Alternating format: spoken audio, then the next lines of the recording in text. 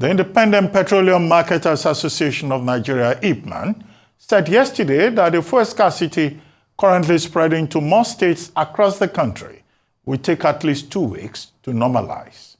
Similarly, the Chief Executive Officer, Executive Secretary, Major Energy Marketers Association of Nigeria, Mr. Clementi Song, said, as the NNPC Limited said, there were logistics issues and they have been resolved. The marketers who have fuel are working around the clock and the queues will be cleared in the coming days. Meanwhile, oil marketers have blamed the fresh scarcity of premium motor spirit, otherwise known as petrol, which is currently being experienced in some part of the country, on supply challenges from the Nigerian National Petroleum Company, NNPC Limited, the major oil supplier.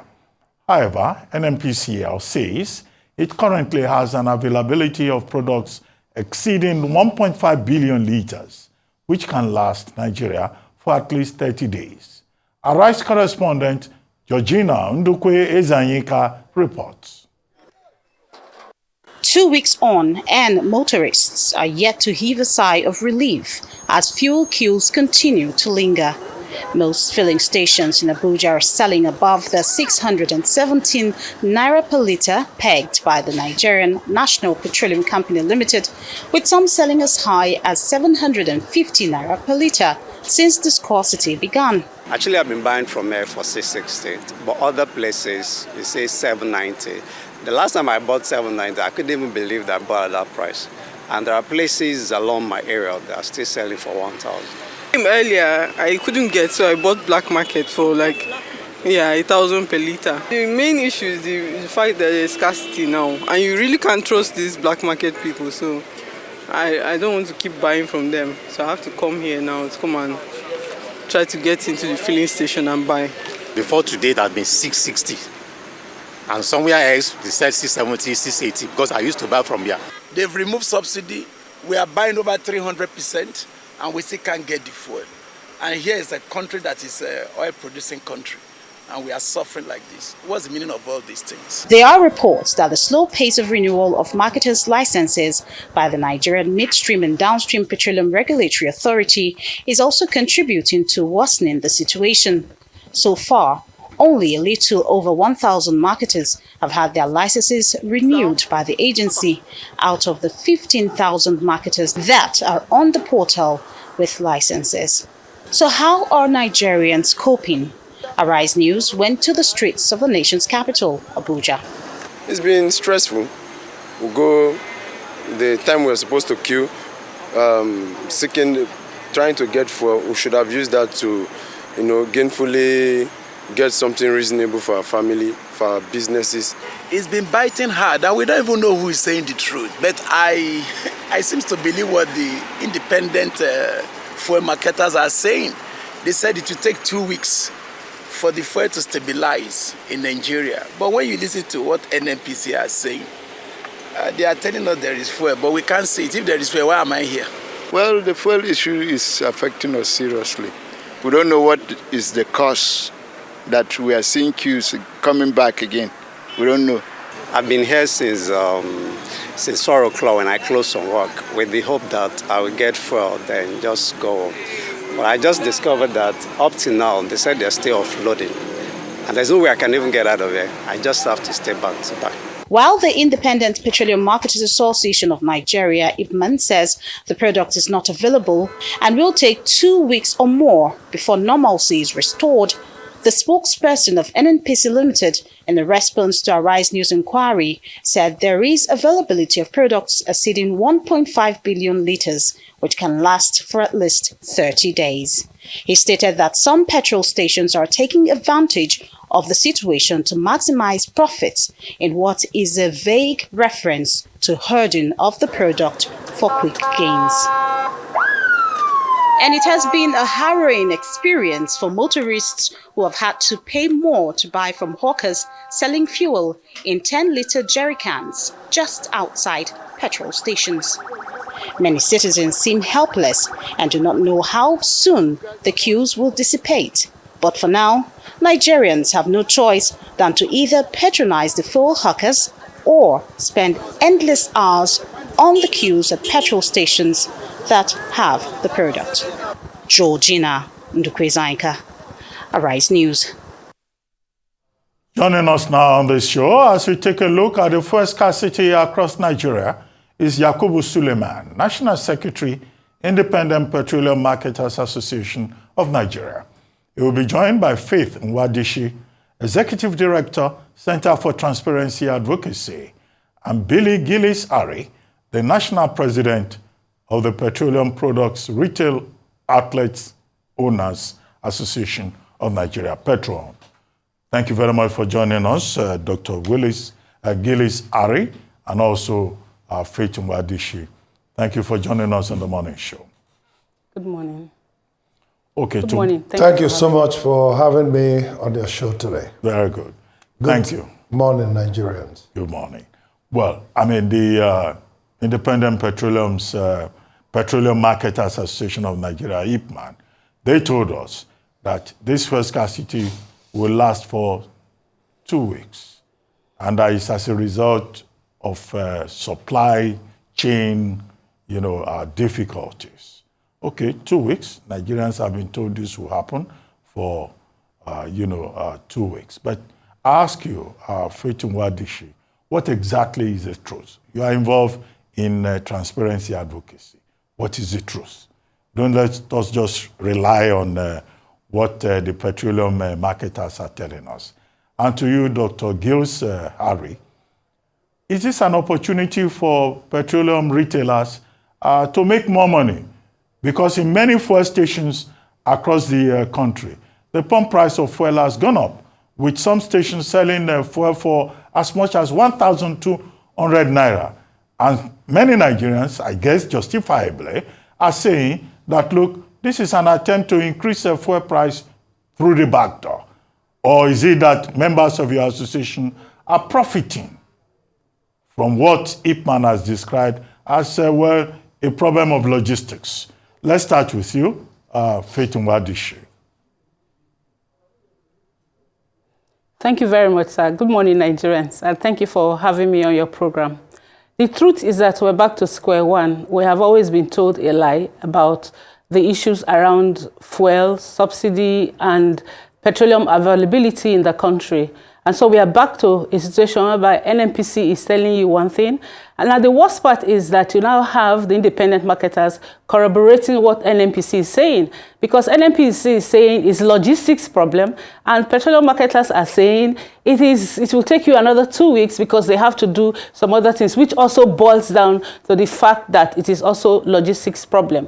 So the fact of the matter is that we are supposed to be #1 crude oil producing country in Africa, and yet we don't have access to the finished product. So you have a situation whereby we have 4 refineries in the country that is supposed, by the way, to produce 450,000 barrels per day, that when you refine into all the products, you are supposed to get over 70 million liters of petrol that is supposed to meet our domestic need of the country. Last year, you had this back and forth. People were saying 65, people were saying 40 million liters domestic consumption per day. But I tell you, if we had our 4 refineries working optimally, we will produce about 70 million liters per day that would have met our domestic consumption and be enough for us to export. So the truth of the matter is that we have been told a lie for a very long time, and we have been so comfortable in that lie that it is all about logistics. But the truth is that we have failed in making our infrastructure work. We have failed in meeting the needs of the country, and we have failed to make Nigerians benefit from the natural resources that all of us should have access to. Well, Dr. Gillis-Harry. Dr. Harry? Thank you so much, Dr. Bati, for having me on your show. And I believe that we need to have facts that should be able to help us to keep our country more stable. We shouldn't work on speculative assumptions from any one source. NNPC has a clear mandate to do their business. We as petroleum retail outlet owners, we are partnering with them.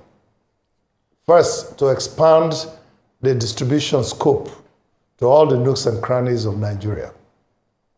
And that's exactly what Petron, as a responsible and patriotic organization, is doing. There will be no need to second-guess NNPC. NNPC will only give us information that they want to give to us, because none of us is working internally. And I think speculating and assuming what should be and what shouldn't be will not help this country. The thing that we should say is, if NNPC says that there's petroleum product, then they should walk the talk. As retail outlet owners, we are ready to receive the product. We are ready to pay for it at the price NNPC is selling. And we are ready to take it to our retail outlets and distribute to Nigerians at the price that is affordable. That's exactly what we're doing. Now, you have asked a question if my members are trying to get a quick profit on the situation. The answer is no. Why is it no? Because prior to this situation, a couple of weeks ago, petroleum product in many of our members' stations across the country never sold beyond what was approved by NNPC's selling price. Now, today, most retail outlet owners, in order to serve Nigerians, are doing everything possible to just make sure that they have even 5,000 liters in their filling stations to be in business. Because don't forget, whether there is product or not, we must meet our overheads. And these overheads are consistent. They don't change, they don't fluctuate. When there's no product, we don't send our staffs packing. We keep them working. So if somebody managed to get 10,000 liters or 5,000 liters to a station to keep the place wet and have the place working, the circumstances of the price will be different, because he would have done quite a lot of different things to get that product to that station.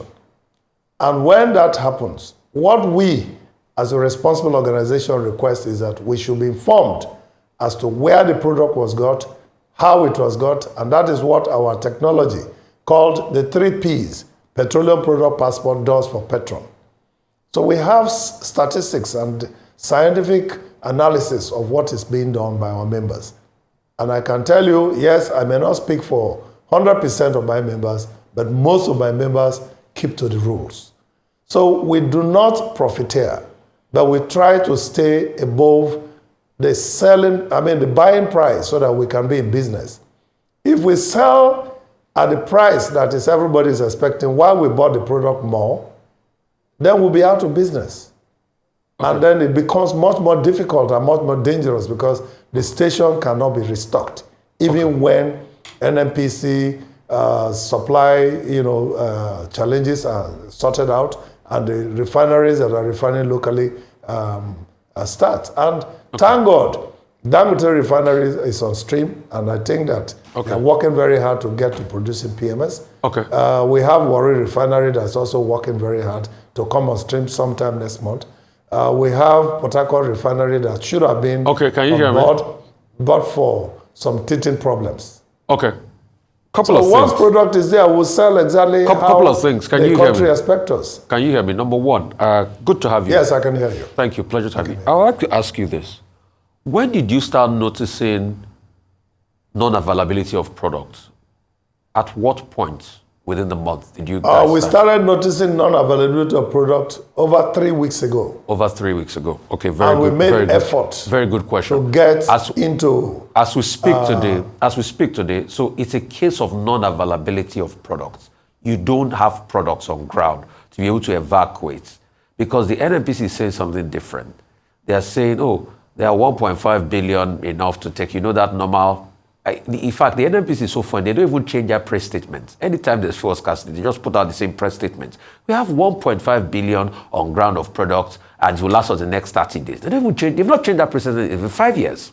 So Non-availability of products is what you are facing as we speak today.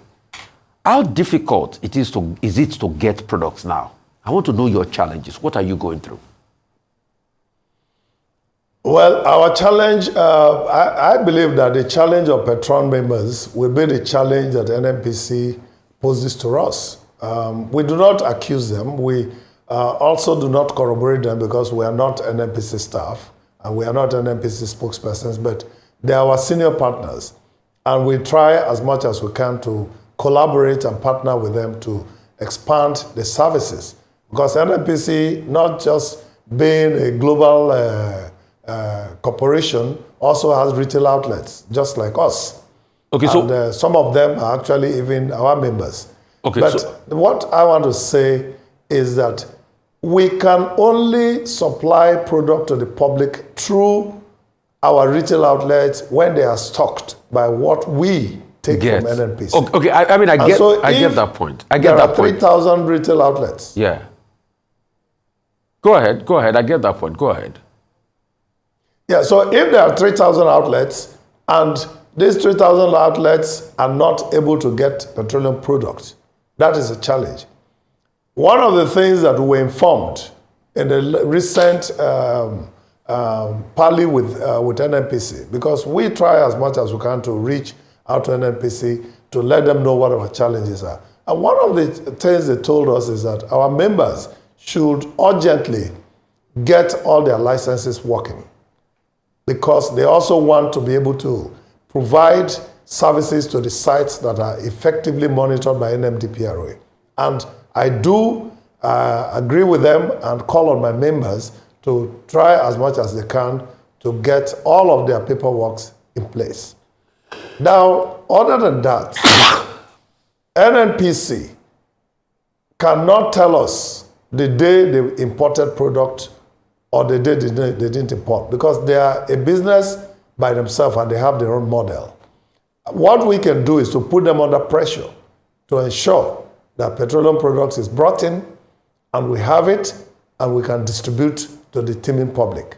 And that's what we are doing as a responsible organization. So, and obviously, I'm sure you heard about the over 200 million liters that is coming in now. As this is coming in, is it going to help the flow of what you don't have on ground? Because now you'll be able to itemize that it's just that we don't have products on ground. There's no imports. Because if you also look at a Reuters story about on the 8th of April that they said NNPC has about 3 billion encumbrances. And Madam, I want you to also come into this, Madam Faith Nwadishi. But you answer this, sir. With this 240 million now that is coming in, will you be able to help non-availability on ground? And Madam Faith, the question will be, how can we bring about more transparency in this petroleum value chain? But you answer that, Doctor.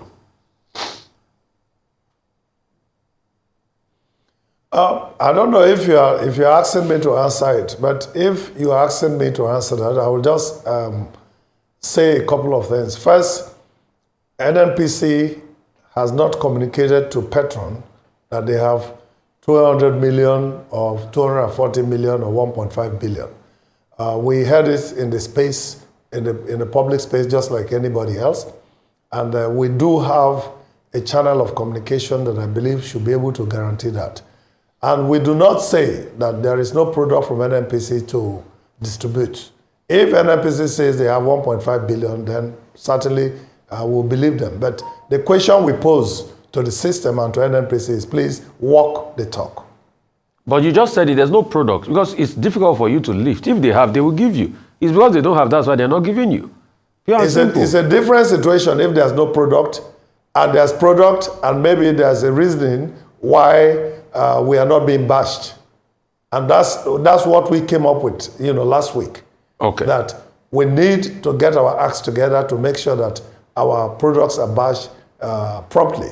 Okay. And we did ask, and NNPC promised us that they will make sure that they release batches. And right as at the time we had that meeting, on that same day, batches were released, and some of my members in the System 2E, which is comprising about 13 states, in the Southeast, South, and some part of North Central, got products. So what about the rest? Means that when they say something, We bring in we did not get any information from the west or from the north central. I mean, from the northeast or northwest. But we didn't realize that this situation was going to get so bad within so short a time. Let me bring Madam Faith in. So we only respond like today. Now I'm on my way to Akwa Ibom.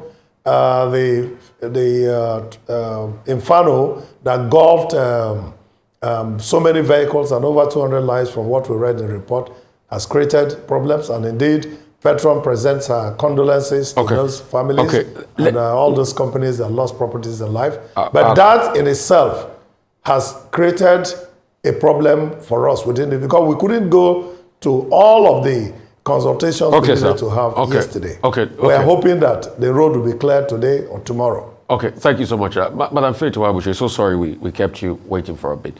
Transparency in this sector, many conflicting stories here and there. Yeah. Exactly. Thank you so much for that question. And this is the same question and some solution we'll be trying to bring about this sector since Nigeria started implementing the Extractive Industries Transparency Initiative. So it's always one narrative, and I'm happy that you noted that each time that press release is brought out, it's like a template. Just change the date and let the new persons put a signature, and then every Nigerian will be ready to take that hook, line, and sinker. The fact that we have the questions we need to ask, that we demand answers for, as soon as these answers are given, then we can now say we are on that trajectory to transparency and having a transparent sector.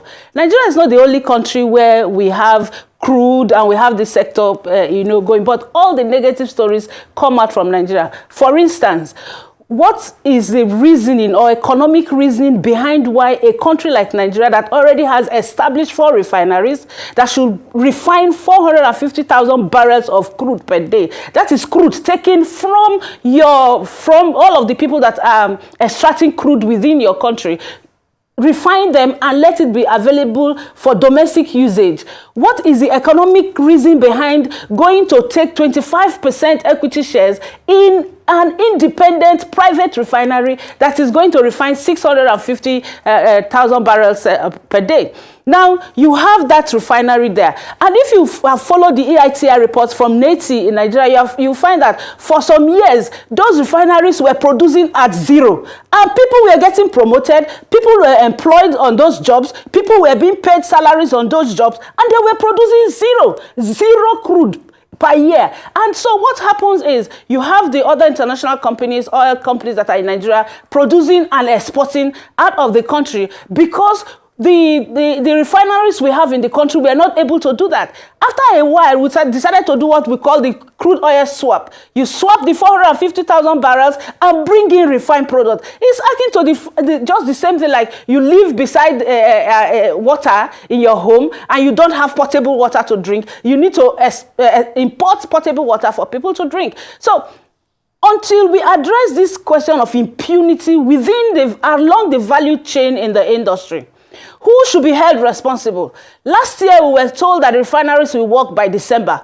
By January, today is April 30th, and the refinery is not working. Nobody has come out to say, this is the reason why the refinery didn't work in December, because we have told Nigerians refineries will work independent. So it's business as usual. We just go on. It's just, you can put all of that across also the issue of crude oil theft, the issue of pipeline vandalizations, and all of the kind of things that we see happening in the country. We need to begin to hold people responsible. The National Assembly needs to wake up to its oversight function, ensure that they're holding these people accountable. When NNPC was still a government entity, it wasn't even responsible to anybody. Now that NNPC is a private company, even though the very holding of the NNPC is with the Federal Ministry of Finance and Federal Ministry of Petroleum, which is still under the federal government structure, they are still able to report to the National Assembly.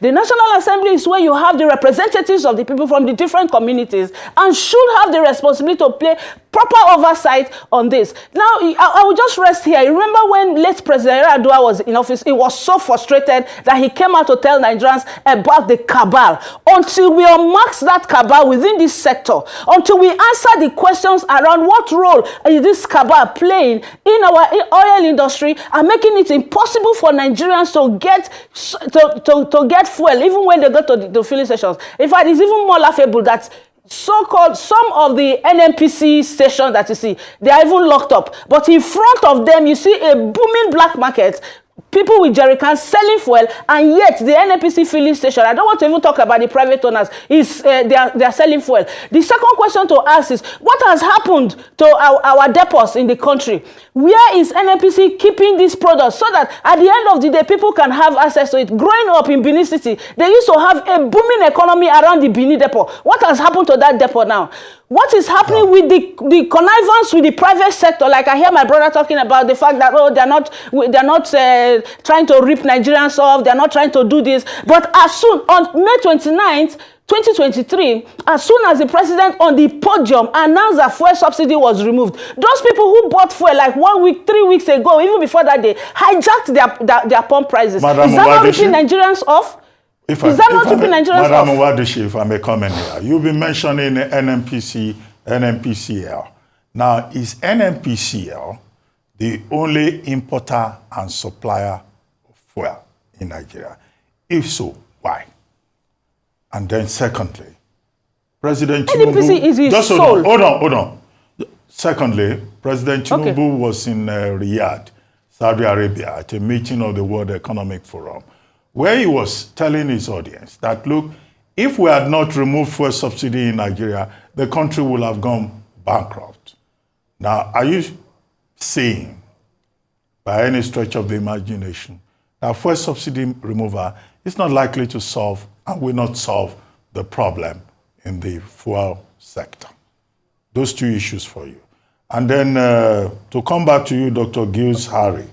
Now, what are the specific logistic problems that you think NNPC is talking about, or IPMAN talking about, since you are the retail end of the business? Nigerians would like to know. It's not enough to just tell us we have supply problems, we have logistics problems. What are the details of those problems?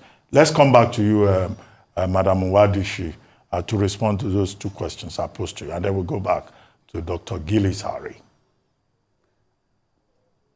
Thank you. The very first question is a very direct question. NNPC has the sole responsibility to import fuel into the country, refined petroleum products into the country. And so because they have that license, they are the sole licensee to import that. They are the one who determines who gets what. And that's why you heard the retailer talking about the fact that they are working with NNPC, they are waiting for the allocation from NNPC. So NNPC is the sole importer of refined products into the country and decides who they give it to, and then peg the price at which that is gotten. Then the second question is about, please, can you come again with the second question? I can't remember. Do you think that the removal of fuel subsidy, which President Tinubu was promoting in Riyadh, would solve and cannot solve problems with fuel supply in the country?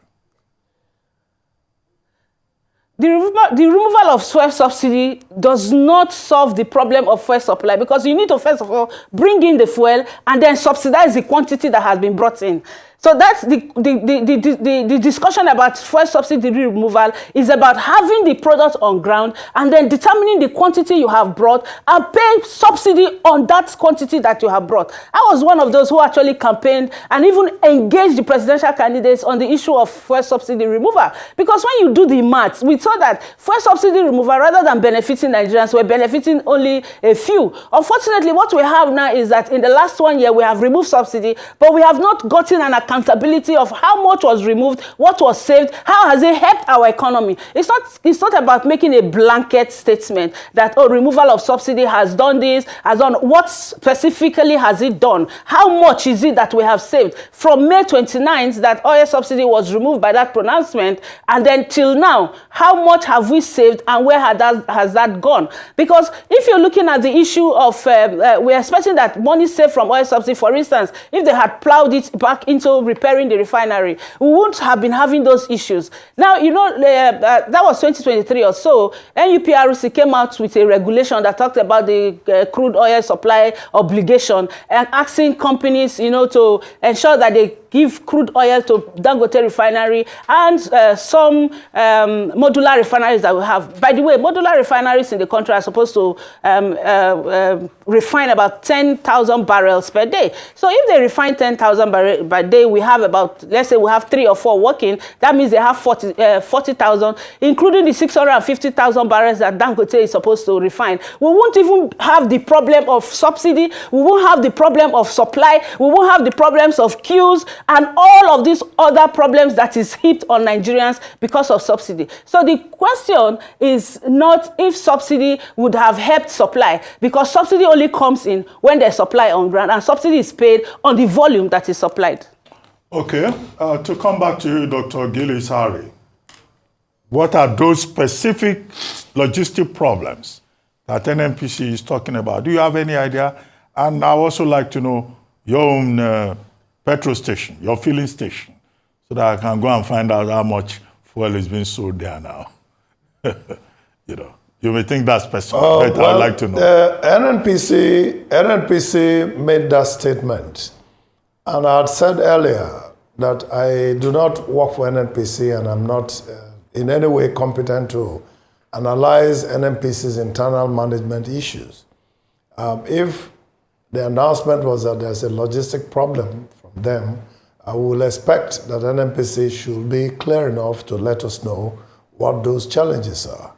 But from retail outlet owners' perspective, we have our own tankers. We hire them from the owners of the tankers.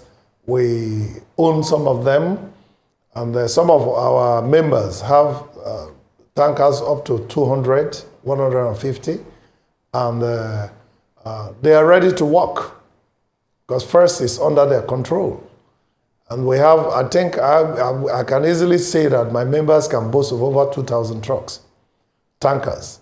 So we cannot say we have logistics problems. The only thing is that the process of how to get the product and take them from one location to the other will become the challenge. Roads, infrastructure, a cost of transportation, that is the diesel fuel that is used, the tendencies of our drivers to undercut us by using, fake or illegal fuel to do what they are doing. This will be the challenges we have. But as of today, for us in Petron, our request will be we should have access to as much product as possible, and we will deliver them to where we want to do. Today, the challenge that everybody is facing is just that they drive into a retail outlet and there is no problem. There's no product. They park outside and then they are seeing jerry cans selling outside. My suggestion, and I've suggested this several times, we should collaborate with the security agencies. NMDPRA does not approve that because there is a process of how jerry can sales are made. Nobody should stand in front of retail outlets and be selling black market products at prices that are not true. And by the way, most of those jerry cans contain water and contain chemicals that are not actually PMS. So we also have to be very careful with how we patronize them, regardless of their situation that we face. So other than that, we are expecting that NNPC will make a way for us to have petroleum products and will deliver to our retail outlets across the country, to the nooks and crannies, to the riverine areas, to the interlands, and be able to supply PMS for the need of Nigerians to grow our economy. Yeah, your filling station, just for information. Hello, Dr. Gillis-Harry. Sorry. I was asking you to tell me what is the name of your filling station. My filling stations are Festobil. Okay. Where, in Port Harcourt or in Lagos? I'm in Port Harcourt, I'm in Bayelsa. Okay. And we're also moving into Abuja. I think that's about all we can take, Doctor, because there's no more time. But thank you both for your time.